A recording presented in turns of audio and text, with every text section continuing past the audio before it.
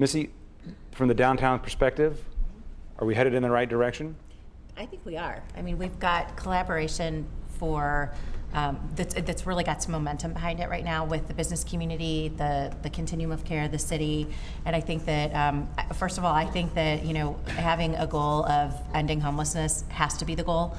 So why would we settle for less? Like, why would we stop before that? So I think that's the right goal to have, is ending homelessness. And I think, again, the compassionate and supportive treatment of people who are experiencing homelessness. And I agree with the support of the community and everybody kind of coming together. It does take more than government money, and it takes more than the social service agencies. It takes everyone really working together as a community to get it done. I think we've already seen a news story in the paper that people are not happy about where you're opening this temporary shelter in the LaSalle Park neighborhood.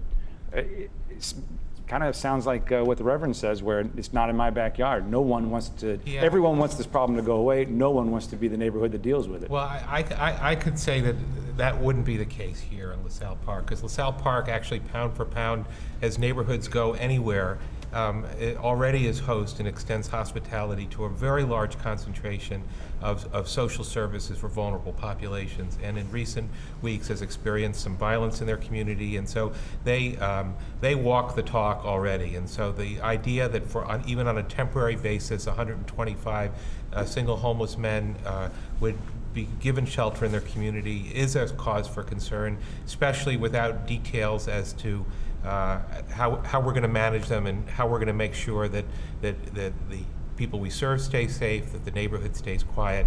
I think we made some real progress in working together. They have an open mind and also a watchful eye, and are willing to work with the city and with the Salvation Army and with Windsor Transitional Housing to make that a success. So they have every right to express concern. One of the real factors in, I think, the most successful programs, because we have 36 facilities across the city that provide services to homeless people, and almost without exception, they're good neighbors. You can provide services to the toughest populations, the most difficult group of people, and still be a good neighbor. St. Patrick's shows that to be true every day. Places for People shows that to be true every day, all around the city, right in the heart of our highest priced residential neighborhood. The Central West End is one of the nation's outstanding agencies serving people with severe and chronic mental illness. Hundreds of people coming through there every day. They're great neighbors. Do the young people get lost in this conversation, do you find, when you're at tables having the conversations like this, or are we doing a good job of addressing the issue? I think that the situation can be improved when it comes to including youth in these kind of discussions. I feel that a lot of the times, and this is just my personal experience, that we fall through the cracks when it comes to the whole homeless topic or conversation. And I just think if we're going to eradicate homelessness, or at least work on making that problem not so big anymore, then the youth need to be involved, because we're a part of it too. I agree. The youth know the answers to their own issues, and they have to be at the table. One of the problems is finding a place for teenage boys. When a mother comes in and she's got teenage boys, trying to accommodate them in your traditional shelter setting. Covenant House, Missouri accepts teenage boys. I mean, with the mother.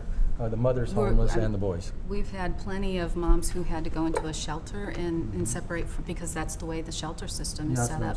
And we take their sons. Do you think it would be? Is it possible to keep them together? Is that? I think anytime you have a family and they should be together. I absolutely believe that. I'm just stating that there is a resource for those kids until the adult shelter system works through that. Last thought, anyone, the issue that we've touched on and didn't talk about enough? I've got, let's see, all kinds of papers here with circles. I can't read my own writing. Kendon, we do have the number. Again, we can do that. Justin tells me we can do it, so here it is. Off the top of my head, I believe it's 636-642-0642. That's just, it's a gift. I don't know. 314-628-2929. Thank you, everybody. I appreciate your time tonight and your commitment to this very important issue. All of you, very personal commitment. Thank you. Thanks.